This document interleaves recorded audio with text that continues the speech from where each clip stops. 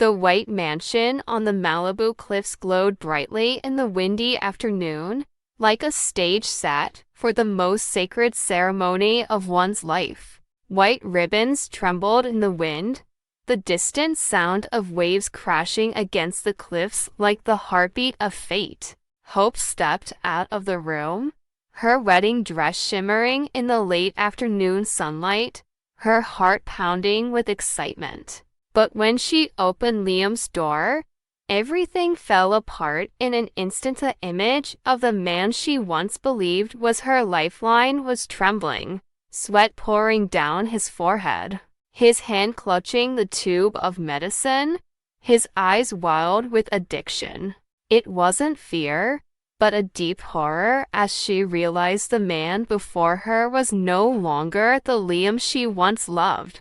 Hope didn't scream, didn't cry, just stood there, as if her soul had been ripped from her body. Bill appeared soon after, his breathing rapid, his face showing panic. He knew this was getting out of control. He was the only one who knew Liam was addicted to the deadly drug, the one he had given his son in desperation. When he saw Liam writhing in headaches he thought were caused by a brain tumor. Bridget had told him Liam had a tumor, a small but dangerous tumor that could erupt at any moment.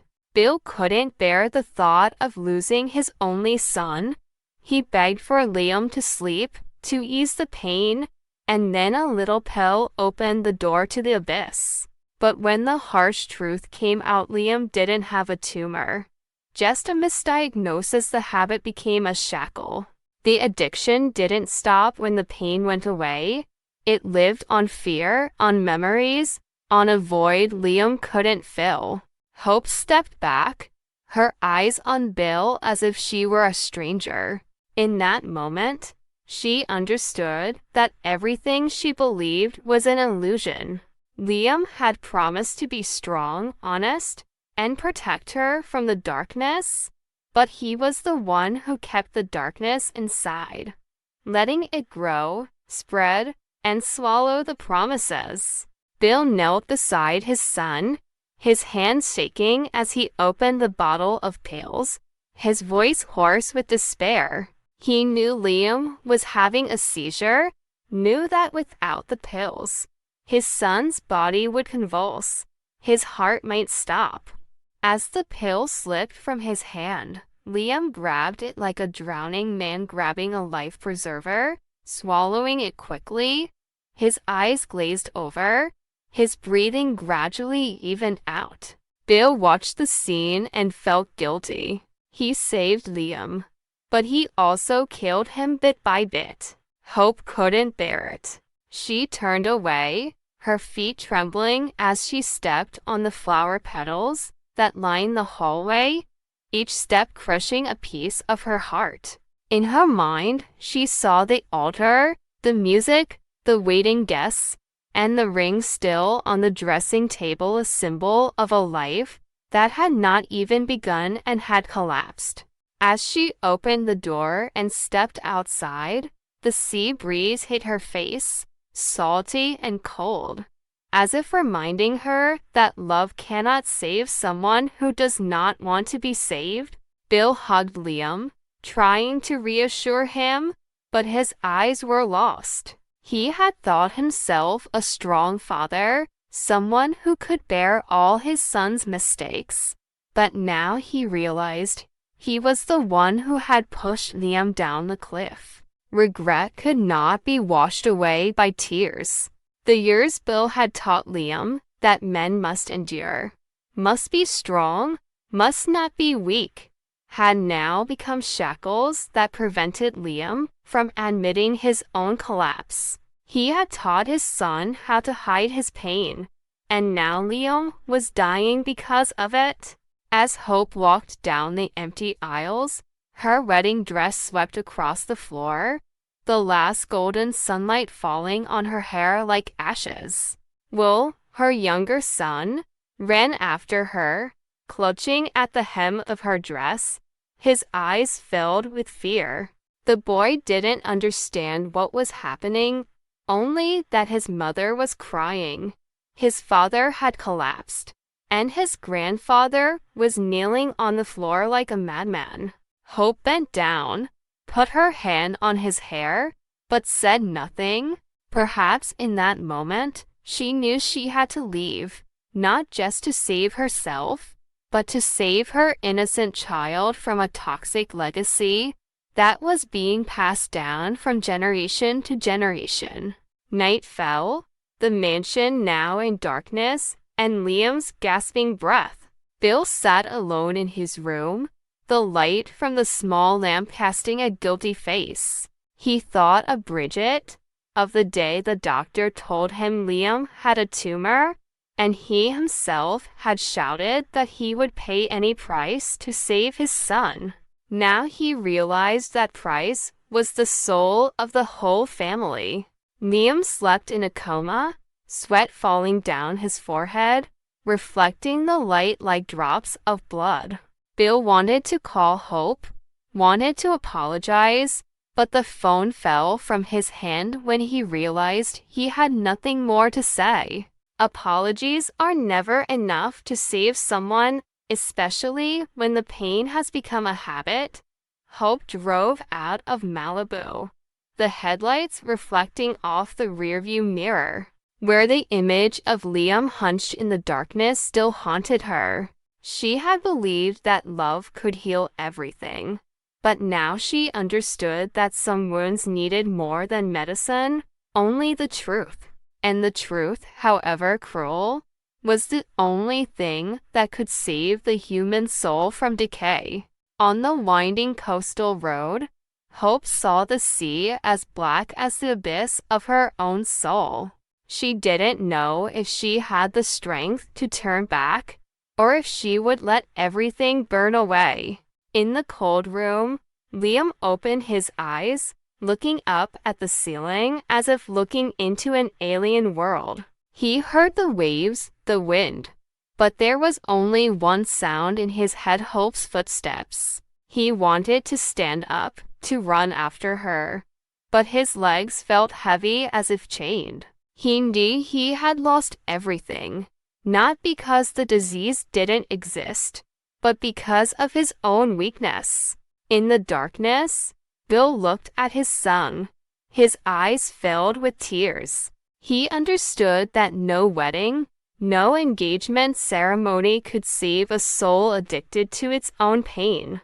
And that night, as Hope's car faded away, Bill opened the drawer and looked at the remaining bottle of pills. He held it tightly, feeling both hatred and need. He understood that without it, Liam would die, but with it, they would both die differently. He didn't know which to choose, only that the silence was killing them both. Outside, the sea roared like a curse. The wedding petals were blown away by the wind, blending into the darkness. In that villa, a father sat in sin, a son drowned in addiction, and a woman ran away from her own dream. Is love strong enough to pull a soul falling into the abyss back? Or is love itself the rope that keeps people from escaping the darkness? The sunset dyed the sky crimson as Hope drove away from the hall, where only the wedding flowers were blown in tatters by the wind and the wedding music was muted in the air. The white dress was still draped over her, the hem covered in dust, like a distorted symbol of broken happiness. Hope's whole body trembled. Her hands gripped the steering wheel tightly, tears spilling out, blurring her vision. In the rearview mirror, the lights of the villa where Liam sat with his head bowed still flickered. But to her, those lights were now just the remnants of a dream that had ended. The wind from the sea howled like the howl of fate, and Hope, in her despair, stepped on the gas as if she wanted to run away from it all, from humiliation, from love, from her own frail self. But fate does not let people run forever. The coastal road was narrow and winding, the car's headlights piercing through the misty night, reflecting on Hope's tear-filled eyes. Every turn was a snapshot in her mind. Liam's empty eyes, the pills spilled on the floor, Bill's trembling hands opening the bottle, Will's screams for his mother. Hope saw it all, like a movie rewinding in her mind, where every mistake exploded at once. She didn't know where she was going, only that she needed to get away from there, needed to escape the darkness that was squeezing her heart. But when a tear fell on the steering wheel, just a moment of distraction was enough to send the wheel skidding off the edge of the road. The screech of brakes echoed in the dark night, echoing like the scream of a broken-winged angel. The car lost control, crashed straight into the cliff. The sound of metal colliding with cold stone rang out eerily, then stopped. The impact shattered the front of the car. The airbag deployed in a puff of white smoke. Hope was thrown forward, blood staining her wedding dress, her eyes wide open, as if still wanting to look back at something she hadn't let go of. In her last moment, she saw Liam smiling the morning they first met, when everything was pure, when love had not been tainted by fear and lies. And then everything fell silent. The sea outside still roared, as if to swallow the last cry of an unforgiven soul. Brooke was at home, still holding the phone, ready to call her daughter to ask if the ceremony had started when the second ring came, an unknown number, a police voice, bad news. Words like accident, loss of control, died stabbed into her mind like cold knives. The phone fell from Brooke's hand, hitting the wooden floor with a hollow sound. She stood still, her heart breaking in a pain that words could not describe. The whole house fell silent. Only the ticking of the clock seemed to count down each broken heart. When her eyes fell on the framed photograph of Hope, that gentle smile suddenly turned into a knife that pierced deep into her heart. Brooke collapsed, her arms clutching her chest, her voice hoarse as she called out her daughter's name in despair. She knew who was to blame. She knew who had ruined everything. When Brooke arrived at the hospital, Hope's body lay there, white under the sheet. A strand of blonde hair fell from the sheet like a stream of memories. Brooke touched it, cold as ice. She didn't cry out loud, just trembled. Every time, in her head echoed the image of Liam kneeling, his tears falling on Hope's hands, his promise, and the weakness he would never admit. For Brooke, her daughter's love didn't end in tears, but was killed by the selfishness of the man who had sworn to protect her. She turned away, leaving behind not only her daughter's body, but also the remains of her own heart. Elsewhere, Liam sat on the floor of the abandoned wedding room. Ribbons fell from the ceiling, the chandeliers were still on, but everything inside him was off. When Bill walked in, holding a phone that was shaking with news from the police, Liam understood without needing to hear. He stood up, ran like a madman, his feet stepping on wedding flowers, candles, and the blood of his own faith. When he arrived at the scene, the car had been pulled off the cliff by the police, its flashing lights reflecting off the sea. He rushed forward, screaming silently, hugging Hope's cold body in a panic. People around him tried to pull him away, but he clung on, as if he let go, she would disappear forever. Bill watched the scene, and in his eyes, the image of Hope lying there was not just a victim, but a judgment on himself. The police took notes, the doctor pronounced, the lights dimmed. When everyone left, Bill was left standing in the darkness, watching his son fall to his knees. He knew this death was more than an accident. It was the result of lies, of weakness, of a generation of men who refused to face the truth. He had led Liam to ruin, and now retribution had come for both of them. Bill bent down, his trembling hand touching Hope's hair, his voice no longer a sound, just the heavy breathing of a sinful soul. Brooke appeared in the distance, the headlights sweeping across her face, her eyes red with tears and hatred.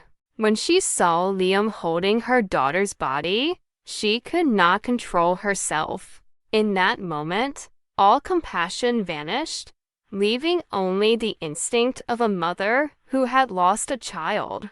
She looked at Liam, the man Hope had once trusted completely, and knew there was nothing left to save. She said nothing, just turned away, tears falling to the cold ground, leaving behind an unspoken curse that Liam would never escape this sin, no matter how many years he lived. The night passed. The sky was dark, the sea rose in fierce waves, threatening to swallow the town. In the empty room, Liam sat beside the bloody wedding dress, staring blankly out the window. He heard the wind, but inside was only an endless void. He remembered the times Hope held his hand, talking about the future, about children, about the little things that were now ashes. He remembered her laugh, the scent of perfume on his pillow, and realized that he had lost not only hope, but also his reason to exist. His hands trembled as he held the untaken wedding photo. His eyes blurred with tears, and he wondered if he had the courage to continue breathing another day. Bill stood outside the door, watching his son drown in pain, and knew that he had no way back. He had believed he could control everything, but the truth was that no one could control fate. Everything he tried to hide, all the lies he told to protect his family, ended up turning back on himself. The house was silent, only the sound of the waves and Liam's faint sobs echoed in the night, like the sound of Hope's soul drifting towards the ocean, where no one could save her. In the moment of utter despair, when the night reached its deepest point, Liam raised his head to look at Hope's photo on the table. Her face was still smiling, still gentle, still trusting. He touched the photo frame, cold, and felt the emptiness spread throughout his body. He knew he would have to live to atone for his sins, but also knew that no atonement could wake the dead. The question kept ringing in his head, like an endless echo. Is it true that sometimes love doesn't kill by betrayal, but by the weakness that can't bear the light of truth? Outside the window, dawn broke, a pale light illuminating the sea, where Hope's wrecked car still lay among the rocks.